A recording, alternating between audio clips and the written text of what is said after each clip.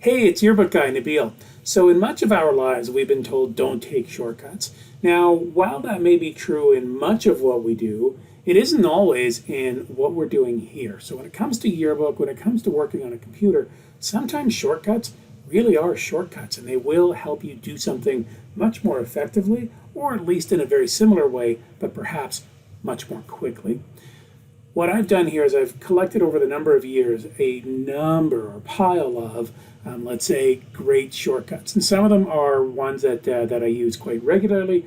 Others are ones that I may not even have looked at in quite some time. But that might mean something to you.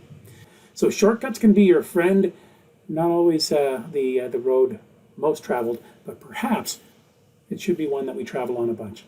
I'm Yearbook Guy Nabil. Thank you so much. Have a fantastic day. We'll talk to you soon. Take care.